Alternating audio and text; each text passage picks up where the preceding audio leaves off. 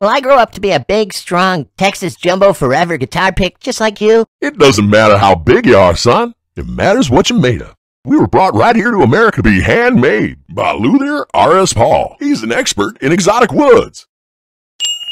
Any other questions, Jazzy? Yeah, why did Aunt Babinga get mad because you gave her crabs on her birthday?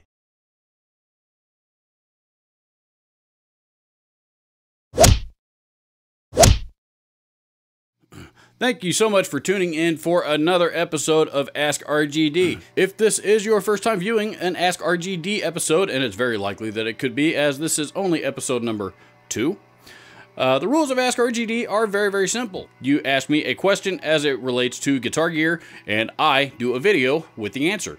And you can ask that question either via down in the comments down below. You can send me an email. You can use the contact form on the website. You can contact me via Facebook Messenger. All of those methods of contact are listed down in the description. So, without further ado, this week's question comes from, this one was left down in the comments. This is from a viewer named Jeff Parker, who is a very loyal viewer and has commented on several videos. So, what Mr. Parker has asked is this. So here's a question for you. What kind of aha moments or discovery moments have you had with different pedals and using them for ideas, sounds, or tones? Can you demo them? To give you an example, I was playing my Acoustasonic and I have it plugged into my regular pedal board. I got the idea to use the Electro-Harmonics pitchfork and then shift a whole octave and then blend in both signals. Instantly, I had a 12-string acoustic sound. Now, admittedly, the high E and B strings were pitch shifted too, which they aren't on a true 12-string. It still sounded really good. So, loosely translated, what unorthodox methods, at least how I understood that question, you know, what maybe off the beaten path or unorthodox methods have I discovered how to use various different pedals over the years? Very good question. When it comes to using pedals for solo boost, you know, I think most of us automatically go to, you know, we just automatically gravitate towards, you know, a boost pedal or an EQ pedal, overdrive, something of that nature. And I used to go down to an open stage and play with a group of friends every single week. And the guitar player that was in the house band, who was a good friend of mine, was probably, and it really still is, I think, the best guitar player in my local area. I still have never seen anybody around town that's better than this guy. He's a phenomenal guitar player, and he taught me a lot of things. But one thing that I picked up from the way that he used his gear was, you know, it doesn't necessarily have to be a boost pedal of some kind that you kick on for a solo boost. And he was a big fan of using, you know, various other effects for solos as they fit the song. You know, things like chorus, phaser, wah pedals, things like that. Because, you know, those pedals, especially when dialed in properly, actually will boost the signal up just enough on their own, and you don't necessarily need another level boost on top of it. So, you know, to give you an example of what I mean, I'm going to demonstrate the first part of this with my good old trusty Boss chorus ensemble. And this is the chorus pedal that was on my board for 15 years. And I tried other chorus pedals, and yes, there were several that I liked, but I always kept going back to my trusty old chorus ensemble.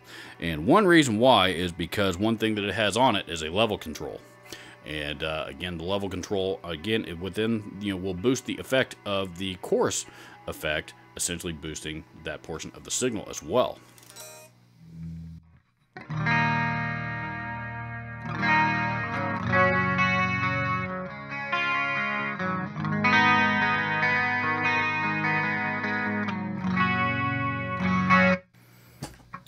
And that really, what that sounds like, that just sounds like, you know, that just sounds like a clean guitar tone with chorus on it. And it is.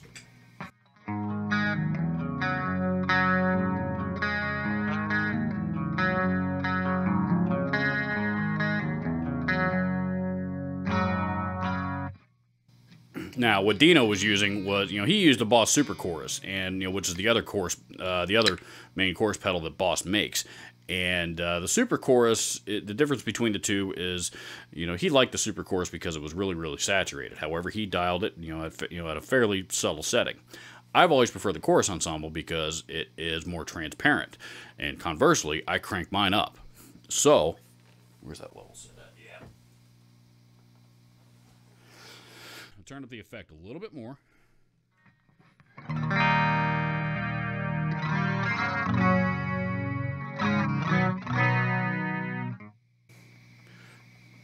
Here I get a little bit louder.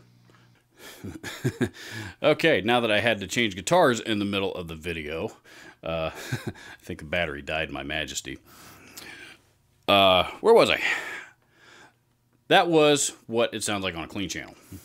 On a distortion channel of some kind, and I'm just going through the amp distortion of my Randall Diavlo head here.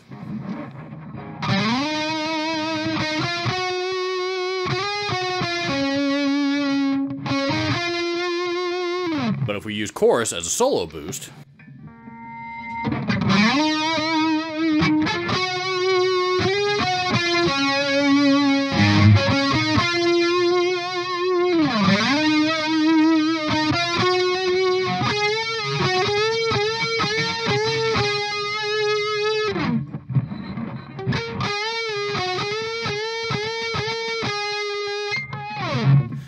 I found wall pedals also work very well for this.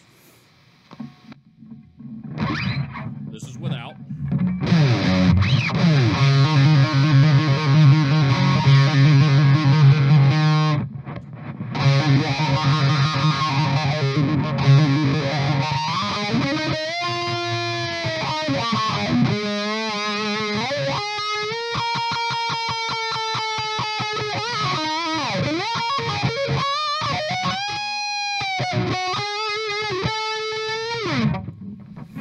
And also phaser and flanger pedals I've had real good luck with.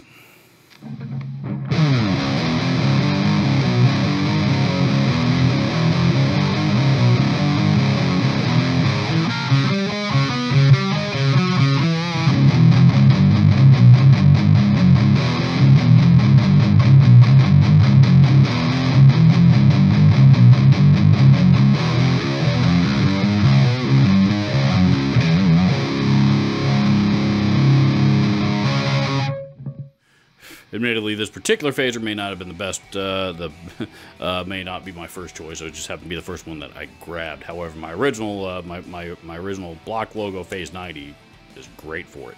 And that is a really, really high output pedal, which would be a good suggestion for that one there. Also, the TC Electronic Thunderstorm Flanger.